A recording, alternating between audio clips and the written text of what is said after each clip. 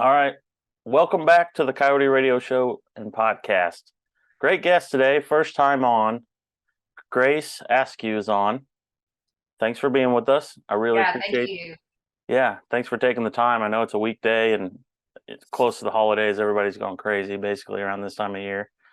Yeah, it is nonstop, but I know I appreciate you taking the time for me. Yeah. Um, the short and skinny of it is I basically came across one of your songs on I think it was a playlist or a similar artist thing on Spotify. Um, and I was just like, man, this girl sounds awesome. Thank Yeah, you. like Is it? some grit to it, and then like blues mixture in there with the Yeah, western vibe. It was a Cowgirl with a Dream is the song. it's so funny. I never thought that song was something, special, but I wrote it like on a Monday night, half asleep, and then posted on TikTok. And then my brother texted me like 6:30 in the morning. I was like, Grace, you might want to check your TikTok. It's blown up. And so everyone on TikTok was like, put it on Spotify. And so I just put in my little studio setup at home and put it on Spotify like 48 hours later. And it's changed my life, that song. Really? Yeah. Yeah. Oh, this is great. Yeah, Yeah. I want to hear the whole story. But that's how basically that's how I don't. I'm new to TikTok. I just started one, which I if you're gonna do a podcast, you have to be like on everything, which kind of sucks. But so I Yeah. did start one. It's slow going. I'm most active on Instagram, but Yeah. uh, TikTok can be a little bit of a burden for sure. yeah. Well, how many followers do you have on TikTok? It's nothing impressive. It's like maybe 7,000, but like people started making TikToks with that as the audio and Oh, people on so kind of Instagram. snowballed. Yeah. Yeah. That's awesome. So it's crazy. So where are you from? I'm born and raised in Memphis. I'm a sixth generation Memphis girl with lots of roots in the Mississippi Delta. And I've left Memphis a lot. I've lived in New Mexico and um, in New Orleans and Boston, and I've always come back. So it's just something about it. I don't know. I'm just a homegirl, I guess. Yeah, I like Memphis. I've Have you been? traveled through and made pit stops and stuff, and did the touristy thing, and Yeah. lots of Yeah. great It's music got history. grit. Yeah. Yeah. I like that it's rough around the edges. It's kind of like an underdog town. So that makes me appreciate it a little bit more. Kind of we have a rivalry with Nashville, it seems like a little bit. But Nashville's just got such an incredible industry to it that I found myself working there a lot more than Memphis, honestly. Yeah, yeah. When I was there, I did the whole jump bar to bar scene and check out music and all that, and it Right. reminded me of like an honest. It's like a blend between Nashville and New Orleans coming together, just like you would expect, I Yeah. guess, since it's on the way. Yeah, that's a cool way to put it. I Yeah. can dig that. So, what were your early inspirations? Like, where were you born into music, or did you just pick I up on something? wasn't.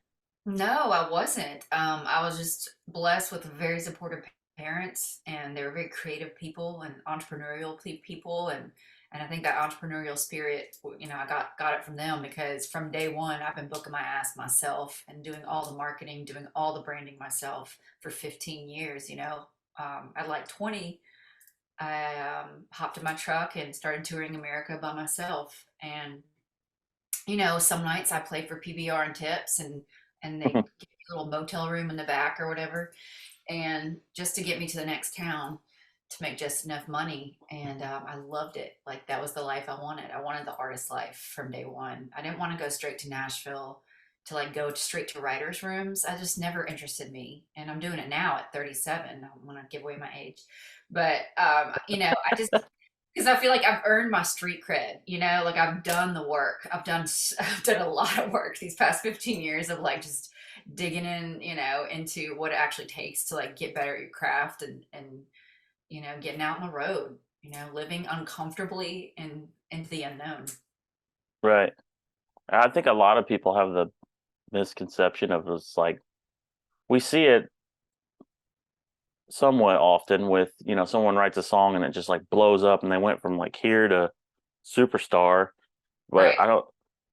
99.9% of the artists or musicians out there, that's not the road that normally gets them to where they end up They at. just want to It's hand it. I know it's so true, and I'm glad you brought that up because, like, I feel like a lot of these TikTok stars they want it handed to them, yeah, and this virality, however you say it, and they end up blowing up and they get like a record label's interest and they get signed maybe a publishing deal and they have never once gone on tour in their life. So they have zero road experience. They have zero performance experience with like a full band, what it takes to be around all these different strangers and catering to different types of audiences. Like they have zero experience, but they just want that fame. So it's kind of sad in a way, that that's happening right now. yeah, yeah. I don't. That probably a lot of them will crash and burn doing it that Yeah, way. I would think. it does. Yeah, that's basically. I'm serious. That's what happens to a lot of them. So, Yeah, that's a rough road for sure. but for people like me, TikTok's great. Like during the pandemic and everything, it's a blessing because I didn't tour. No one was touring. So I could reach people in a really new way and started doing daily songwriting challenges where I wrote a song every day for 2 years straight. Oh my So gosh. 730 songs in 730 days, like all put on social media. So that like really helped me just find an unbelievable fan base through that. Wow. Are you worried like someone could like rip those? No, Or is because I'm married to a lawyer, so but I know I know that there's this element of that worry that everyone has, but the moment that it has been put on the internet, if you take that to court, you have proof that yeah, on you that were the day first. you were the first. So I'm never worried about that. Huh, that's awesome. Yeah, you have a timestamp on it. You have a date on, the date that Right. you wrote it, Yeah, right? that's well, that's I guess handy to have. Yeah. So for any artist worried about that, you ain't got nothing to worry about. 730 songs. Oh my Uh-huh. gosh. How many Yeah. of them do you think were like really good? Like these are sticking. Uh, maybe three, but I haven't gone back through the year two, so I still need to dig through them. Honestly, I've only gone through days 1 through 90. Honestly, so Yeah. I've got a lot of work to do. Well, the fan base probably kind of helps Yeah. wheedle, some of that out and you're like, oh, this one got a lot of response. Maybe this one's worth diving into more or something. Yeah, it made the most unbelievable adventures happen out of that. Like people reaching out from brands and stuff that I would have never dreamed of getting to work with. It's just photographers, and it was wild. It was That good. is awesome. Hopefully that blows up for me one day. Oh yeah, just Going it's always TikTok, going viral. if you are, yeah, it's like prolific over perfect. That's my motto. Just keep putting out work. Don't worry about if it's perfect or not. Yeah. Well, I'm definitely in that realm. Definitely not You're perfect. already good. We'll see how time plays out. But Yeah. so when did you start playing guitar? Did you say that? When I was 13, so that would be 24 years ago. Yeah. And then when I started going down to the Delta when I was in my 20s, I started watching those guys play slide at the juke joints, just, these hole in the wall juke joints. And that's when I picked up a resonator and really started getting into slide guitar. And eventually I cut those songs at Sun Studio for a record. So that's become a big part of my heart, just because I don't know. There's something about the Delta. It's pretty amazing. Have you been down that way? Oh yeah, yeah. I'll purposely go off track to travel around, and I'll look for old blues grave markers, and Yes, yes. all that. Yeah, I love Delta blues. As far as blues goes, that's my favorite style for That's sure. awesome. Yeah, slide guitar and resonator is just amazing. Um, Trying to think what um, Blue Front. Hmm. I've been there. Is that in Clarksdale? Is that what I think so. Yeah. Yes, it is. where most Well, of the it's got to be like right next to it if it's not there. oh, okay, gotcha. Um, but I remember walking in there and meeting Jimmy Blue Duck, Oh, that's awesome. and it was just like the weirdest thing because no one was around, and it's like this little. They're selling like candy bars in there. There's nothing. Right. There's no Yeah. crowd in there. And I'm like, I want to see some music. Where should I be going? He was like telling me, oh, you need to go up to Memphis tonight because such and such is playing. And I was like, all right, we're Wow. going. We That's road great. tripped it.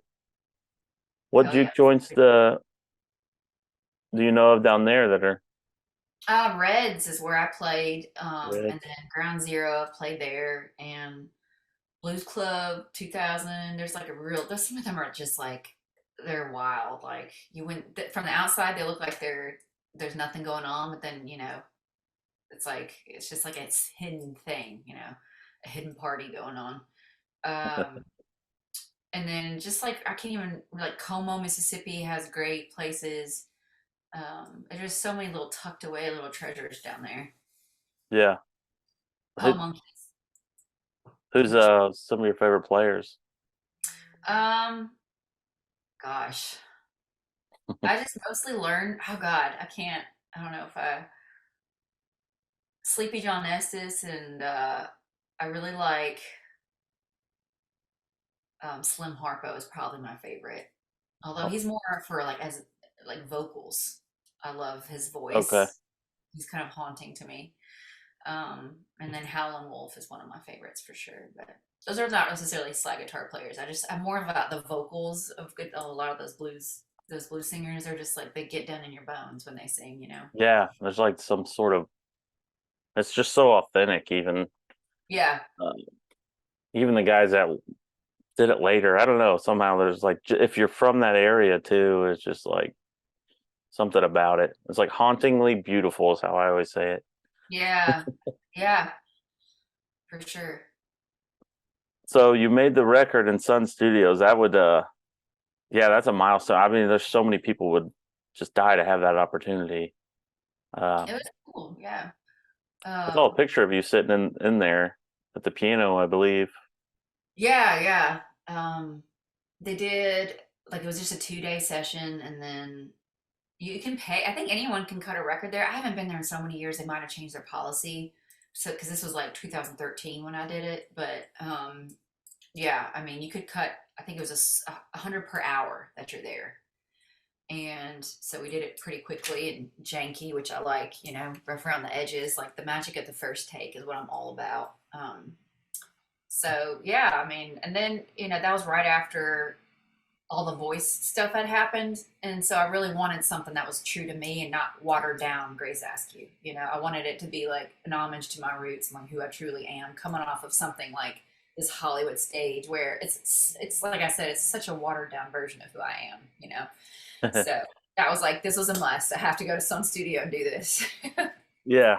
So how was the voice experience? I think this I've had at least one other artist on the show talking about it. Liam St. John was on. He was on Team McGuinn a while Okay. back. That was I like don't in watch it anymore. 2019. Oh, really? Okay. Yeah, no, it was cool. I mean, I didn't watch it when I got on the show, and then I stopped watching it when I got off. Like, I didn't, I'm not, a, I don't, I'm not into stuff like that. But my mom was Yeah. like, just do it for me, Grace. So I did it, just like get her off my back. And I like auditioned. My audition song was like a Tom Waits song. And they're like, can you maybe play something that more general America will know? And I was like, okay. So I did like a Tom Petty song. And Yeah. then I got the call months later, so they want to fly me out there, and then got on, and then it was like got to the final 32, and by then I was like ready to go. It was like not enjoyable anymore. It's just very stressful.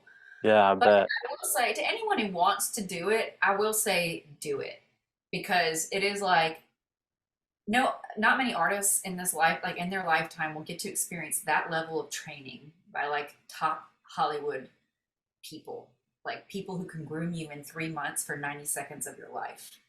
It's unbelievable. Like the boot camp that you go through to get ready for that moment is so cool. So I'd say if you're on the fence about auditioning, I would say go for it. Yeah.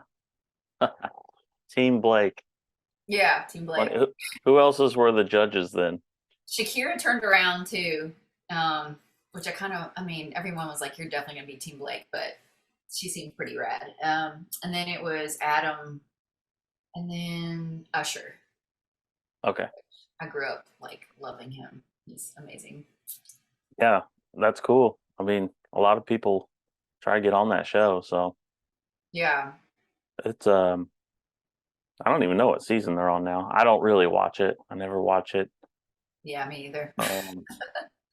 90% of the, well, I wouldn't say 90. More than half the people I listen to today are already passed away. That's just Yeah. how I am. But Yeah. um, That. yeah, but someone's got to carry some of this stuff on. So that's For why I real. reached out to you. I thought you kind of had that grit and that older sound mixed in there, but it was like really pretty voice and stuff. So I thought Thank it was you. it's nice refreshing to hear something like that versus what 90% of the pop radio stations are doing. It's just it's like beating a dead horse on the radio. It's just crazy.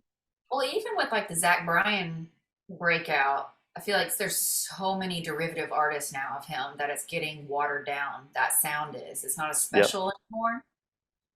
And that kind of happens with anything that goes pops off like that, but like it's a little hard to listen to sometimes. Like this is too much, you know? Yeah. Well, especially for him, he puts out like 10 songs a day, it seems like. Yeah. You'd be right there in there with him doing Yeah. 730. Yeah. I didn't realize he was that prolific, but that's cool to hear. I don't really follow him, but I do appreciate what he does for sure. Yeah. He puts out a lot of music. Him and uh, Charlie Crockett always seems to be putting something out. Those two put out the most music I've ever heard. Like Yeah. straight to vinyl. Yeah. Oh my gosh. That's cool. Yeah. I realize that. So that happened. Yeah. So yeah, that obviously changed a lot for you, I'm sure. What was kind of like afterwards? What were the steps? You know, Um, After The Voice, I mean, I feel like I got amazing press from the Sun Studio record, and then I got a little more experimental with the next couple of records because I got burnt out on like being this Americana artist. So I went a little. I got like 808s involved in my sound, and got like one of Justin Timberlake's guys like to produce me in Memphis, and we got like Ableton push pad, and like I did like a double side shave. Like I went all in on this like experimental other side of myself for a couple of years, and then that got, I just went back to what I was truly like here to do. So, but it's cool. I think all artists should be into experimenting with different sounds and different genres, and just changing it up, learning new instruments for sure. And I teach that. I actually do run songwriting retreats in Memphis at Sam Phillips Studio, which, if you know who Sam Phillips is, I'm sure you do. oh But yeah. Sam Phillips founded Sun Studios, and then he built his dream studio after he sold Sun. He built his dream studio down the street on Madison Avenue in the 70s, I want to say. And so this studio has not changed since like the 70s. It's like got shag carpet. I mean, it's John Prine is, everybody's cut records in this studio, but I run my songwriting retreats in this recording studio. Wow. So yeah, that's kind of become a new thing for me just because the pandemic happened and, everybody kind of pivoted a little bit. Right. Yeah. Definitely. Wow, that's cool. That I'm sure that studio just has this feeling when you walk in there for sure. Yeah. I Yeah. If love you John Prine, by the way. Oh yeah. Oh yeah. I think like you had to be crazy if you heard him and said you didn't like it. I don't understand that. Yeah. So what's kind of like the game plan for moving forward? Are you? I'm obviously you're still going to be writing. Sounds like a lot. Yeah, I've been going to Nashville once a week from Memphis, and I signed a management deal finally after 20 something, not 15 years of doing music. He's an incredible manager in Nashville, and he's gotten me paired with these amazing artists that I look up to. I just wrote with Angelina Presley from the Pistol Annies, and we're dropping our Christmas song this Friday. It's Truck Stop Christmas. So it's like kind of a red dirt Americana Christmas song. So yeah, I'm still cutting music, writing a ton, and just for sure 24 is going to be like leveling up for me because I finally have, a manager on board, which is, I feel like that's a mythological creature in the music industry to find someone you can trust like that. So, Yeah. Yeah. You have to have a lot of faith in them for sure. hmm yeah, it takes time. Yeah. Um, as far as touring goes, where would it be, or is that Yeah. still just in the works? Yeah, I got Arkansas booked a little bit for January, and then February and March we're gonna get like a booking agent on board to really get shows going because right now I'm just kind of booking myself here and there. But I found like my dream guitarist and getting the band back together. So it's just been a process coming out of this like 2, 3 years of not playing shows at all. It's like such a weird experience to morph back into this, like artiste, you know what I'm talking about? Get So back in there. yeah, getting back in the saddle. So and plus I had 2 kids well, my son was born the pandemic the day the shutdown happened. He Oh was born my gosh. March 13th, Friday the 13th, 2020. And then I had my daughter 21 months later. So I have 2 babies. So that really obviously changed my life in an amazing way. Right. But yeah, How many songs are you writing now about children? I don't know. I don't want to be like that at all. I'm not kind of weirdo. I just don't want that to be part of my thing yet. You know what I mean? Like Yeah. some women love to make motherhood their identity, and that's beautiful. But like for me, I'm not there. I just don't like I'll write songs about them obviously, but like I don't think motherhood is an identity. I think it's a very important role, a very blessed role. But I personally don't like taking motherhood on as my entire identity. I've always just thought of myself as a human being, as an artist. And Yeah. then I have these other roles of being a wife and a mother, if that makes sense. Yeah. Yeah, that does make a lot of sense, really. That Yeah, the day of the shutdown, man, that was a crazy day. was wild. Um, I'm not even gonna ask you what your kids' names are. But I gotta tell you this story though.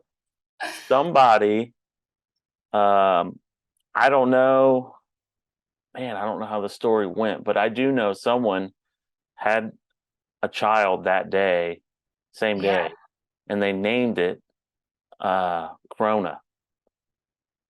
Well, Yeah. Yeah.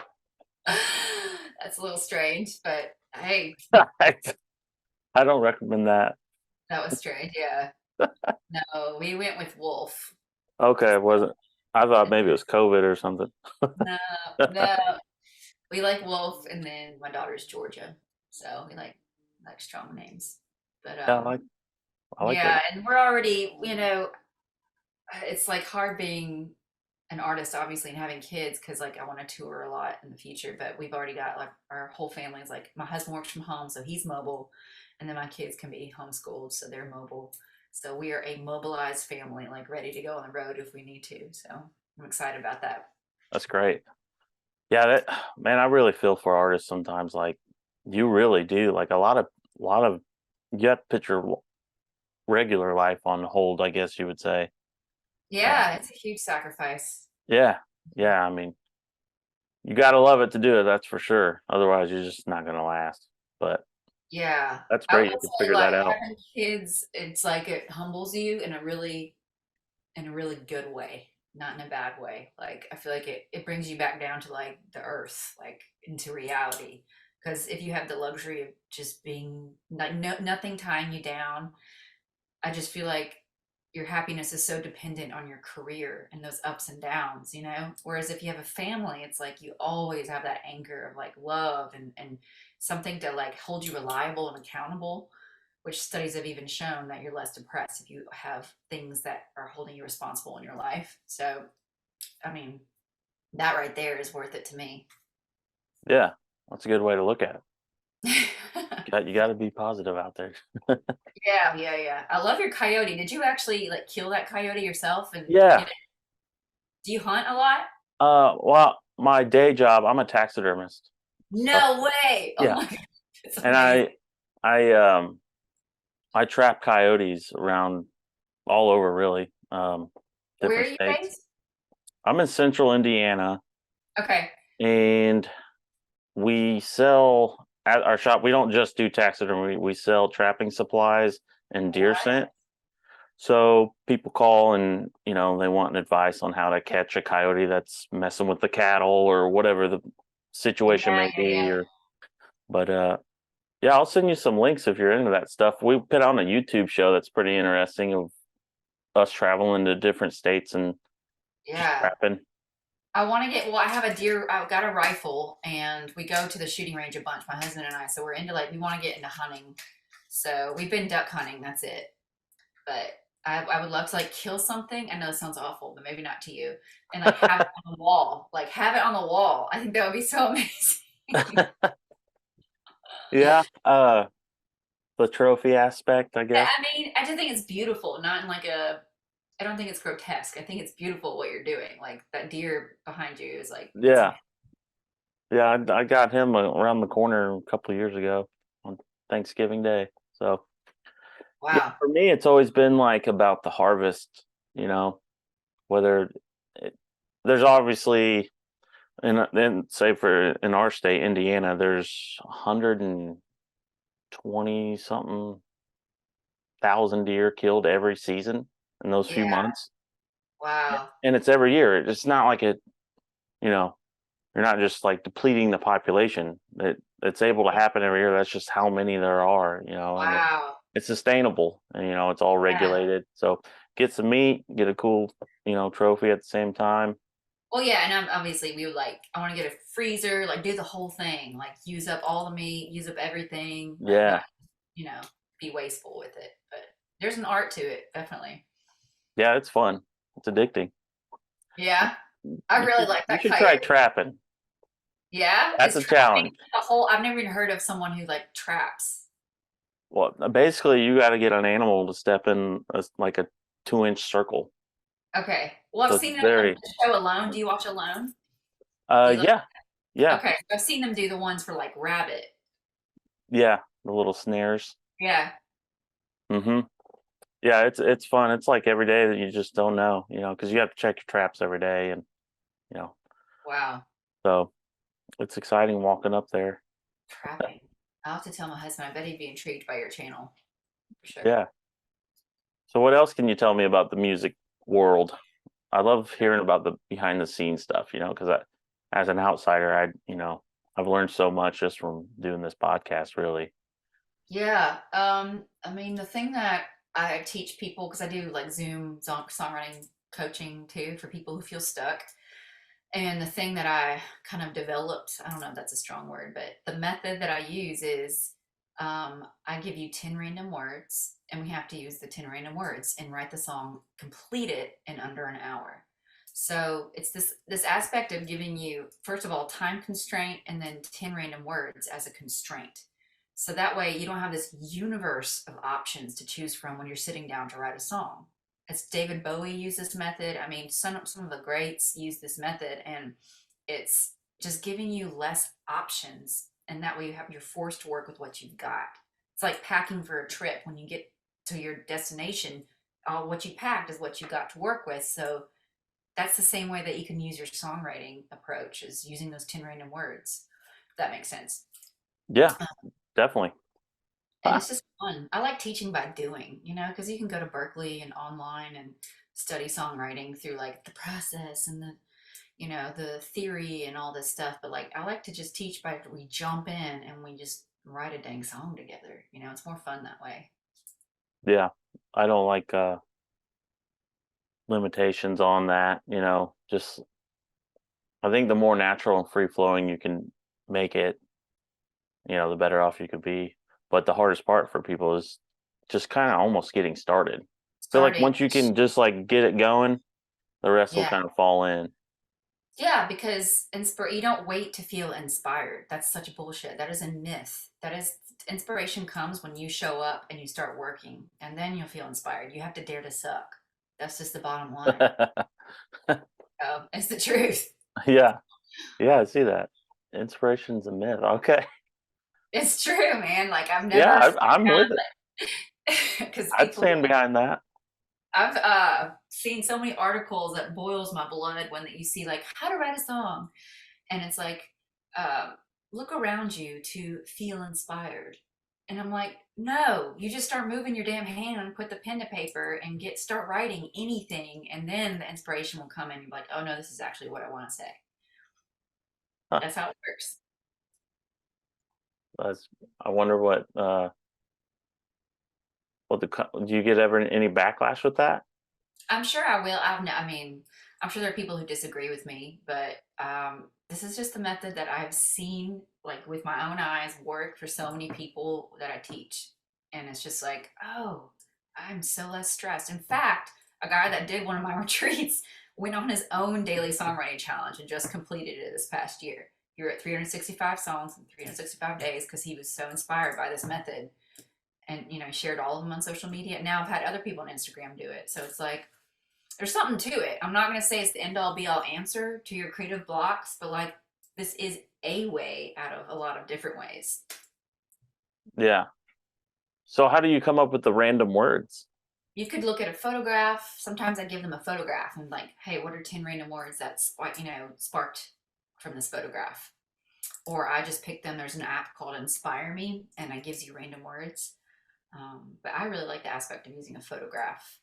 And in fact, that's how I wrote Cowgirl with a Dream on TikTok. I had people give me 10 random words, and I used someone's 10 random words to help me write Cowgirl with a Dream. Oh man, Yeah, that's yeah. awesome. So it goes to show. Yeah, now I'm ready to go back and listen to the song and Yeah, dissect it now again. Look at yeah, it totally differently now. right. That's great. Yeah. Yeah, I don't write. I couldn't write. Like I would, nothing would get done. But now with something like that, maybe I could. You should come to a retreat. I haven't gotten any dates booked this year. I didn't do any, but I'm gonna do a couple next year. But yeah, that'd be fun. Yeah, it's great. Well, I appreciate you jumping on and kind of sharing your story and telling me the Yeah, process. Where should people find you? Obviously you're on the social medias. You have a website? yeah, I do have a website. It's really shitty, so don't excuse the shitty website. We're working on it right now. But Instagram, you can DM me, and I'm always happy to meet other songwriters to work with y'all and answer any questions.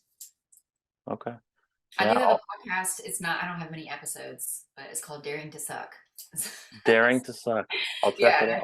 I've interviewed other writers and stuff on that in Nashville and Music Row about their process and everything. So Okay. yeah, Well, I'll put all the links in the description for anyone listening so you can find everything. So, thank you so much. I appreciate your time. yeah, we'll keep it up and we'll be in touch. And if I ever come to Memphis, I'll hit you Oh up. yeah, definitely. Please do. All right. Have a All good right, night. you too.